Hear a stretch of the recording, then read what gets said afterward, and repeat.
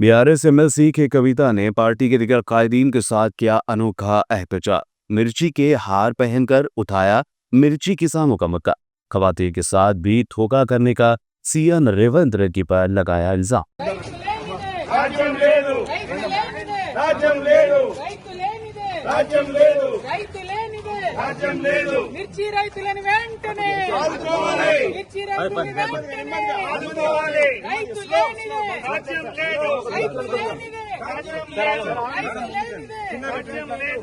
మిర్చి రైతులు వెంటనే ఆదుకోవాలి మిర్చి రైతులు వెంటనే ఆదుకోవాలి మిర్చి రైతులు వెంటనే ఆదుకోవాలి మిర్చి రైతులు వెంటనే ఆదుకోవాలి రైతు లేనిదే రాజ్యం లేదు రైతు లేనిదే రాజ్యం లేదు రైతు లేనిదే రాజ్యం లేదు మిర్చి రైతుకు వెంటనే మద్దతు ధర ప్రకటించాలి మిర్చి రైతుకు వెంటనే మద్దతు ధర ప్రకటించాలి మిర్చి రైతుకు వెంటనే మద్దతు ధర ప్రకటించాలి మిర్చి రైతుకు వెంటనే 25,000 మద్దతు ధరను చెల్లించాలి 25,000 మద్దతు ధరను చెల్లించాలి 25,000 మద్దతు ధరను చెల్లించాలి 25,000 మద్దతు ధరను చెల్లించాలి జై తెలంగాణ జై తెలంగాణ మిర్చి రైతులు వెంటనే రాజ్యం లేదు రాజ్యం లేదు రైతు లేనిదే ఇప్పుడు ఎన్నికల సందర్భంలో ఇప్పుడున్నటువంటి ప్రభుత్వ పెద్దలందరూ కూడా కలిసి ₹1,00,000 సరిపోదు, దాంతోపాటు ఒక తులం బంగారం కూడా కలిపి మీకు ఇస్తాం కళ్యాణ లక్ష్మి పథకం కింద అని చెప్పారు అధ్యక్ష.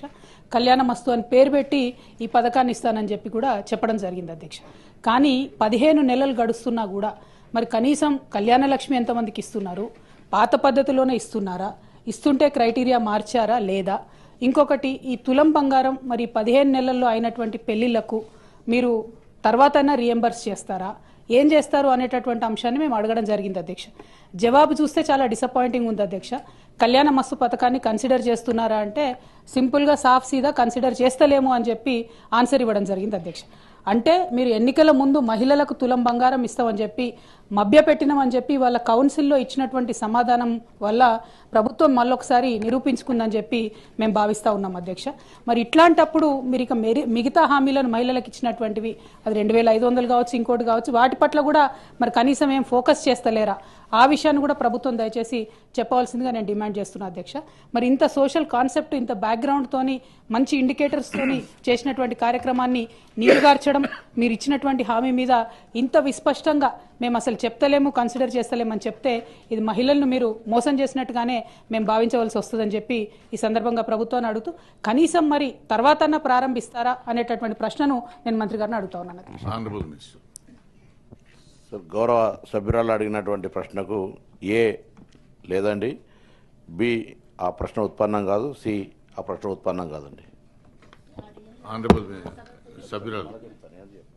అధ్యక్ష, థ్యాంక్ యూ అధ్యక్ష. పొన్నం ప్రభాకర్ అన్న చాలా నిజాయితీగా మేము మహిళలను మోసం చేసినాం ఎన్నికల ముందు, ఇప్పుడు మాత్రం ఆ పథకం ఇచ్చే ఉద్దేశమే లేదు అని చెప్పి ఖరాఖండిగా కౌన్సిల్ సాక్షిగా చెప్పినందుకు వారికి ధన్యవాదాలు తెలియజేస్తా ఉన్నాను. కానీ ఈ రాష్ట్రంలో మహిళలు దాదాపుగా 51% పైచిలుకున్నారన్న. మహిళలు మీరు చేసినటువంటి మోసాన్ని గమనిస్తున్నారు. ఖచ్చితంగా సమయం వచ్చినప్పుడు మాత్రం వారు జవాబు చెప్తారని చెప్పి చెప్పక తప్పదు అధ్యక్ష. ఎందుకంటే ఇంత మొహమాటం లేకుండా మేము ఎన్నికల వాగ్దానాన్ని చేయమని చెప్తున్నారు ప్రభుత్వానికి. కంగ్రాచులేషన్స్ కూడా ఈ సందర్భంగా తెలియజేస్తా ఉన్నాను.